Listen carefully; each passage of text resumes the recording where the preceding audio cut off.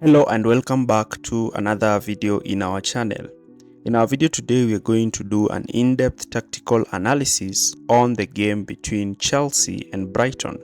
The game showcased how Pochettino set his team tactically to match up one of the best teams in the country. Roberto Di Zerbi also came in and flexed his muscles at Stamford Bridge. However, let's start by looking at the lineups. So the lineups Chelsea lined up in a 4-2-3-1 system. Cucurella started as the right back, and Disasi and Colwill were the two centre backs, with Chilwell playing as the left back and Ian Madsen starting as the right back. That is how Pochettino set his team. On the other hand, also Brighton lined up in their usual 4-2-3-1 system. We know how Brighton played. We did a match preview of this game. Look at the link in the top right hand corner to see the game. So we delve directly into how both teams were in tactically. So let's start. So Chelsea tried to build from the back as usual by spreading the centre backs wide and having their two holding midfielders dropping deep. Chelsea did not want to build down the right since they were playing two left-footed players on the right, and Brighton observed this weakness. So therefore you will see most of the time Brighton pressing Chelsea high and forcing Chelsea to pick a direction where they will engage in an aggressive press. You can see here how Brighton have pressed Chelsea quite effectively and have won the ball, and immediately they win the ball, they immediately launched counter attacks. Now look at this system here. When they would create pressing traps in midfield, and if Sanchez would play the ball in midfield, Chelsea would lose possession and immediately Brighton would launch into a counter-attacking situation, as you can see here. Now, so Chelsea had a problem trying to build from the back, and mostly they went long, or they either tried to play line-breaking passes to Modric, who sometimes would be able to turn, but Lamptey was tight to him, and sometimes they would pressure Sanchez, who would kick the ball out of play since he wanted to take advantage of the overload created by Chilwell and Modric down the left, as you can see from this clip here. So how did Chelsea continue to progress with their play?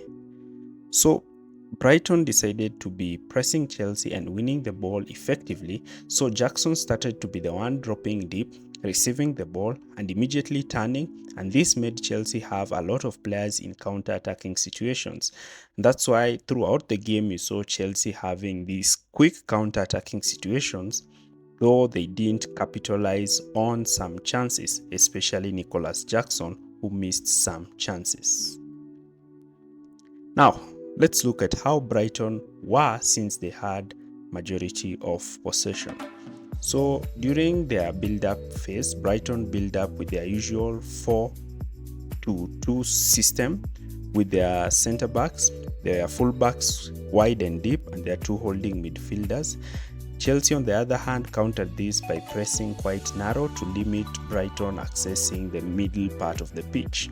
So in most instances, you'll see the wingers pressing the fullbacks, but Chelsea decided to tuck in their wingers close so that they can prevent their central midfielders who will be dragged out of position to come and press Brighton's pivot. You can see from this clip how Chelsea are pressing narrow, limiting Brighton's ability to play through the middle.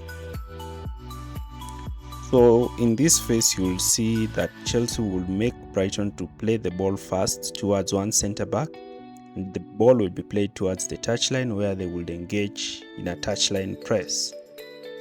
As you can see from this clip, Chelsea are aggressively pressing Brighton down the touchline, and the Chelsea won some turnovers in this position and made them counter against Brighton.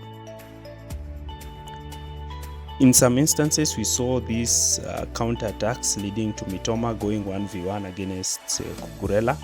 And sometimes he was able to beat him, but in the second half, Cucurella grew into the position and played well.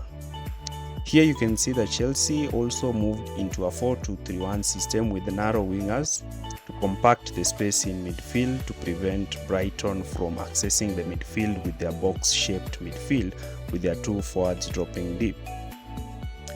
So in some instances, the wingers will be dragged out of position and the pivots will receive the ball, and you will see Brighton dragging Chelsea in midfield, but Chelsea were effective in defending these situations. So Chelsea managed to win the game 1-0 courtesy of Jackson, and they immediately progressed to the next stage of the Carabao Cup. This is an encouraging performance for Pochettino, who wanted his team to get back to winning ways. This win is effective in helping the team to grow back and try to replicate this form in the Premier League. That is our analysis of this video. That is the end of the video.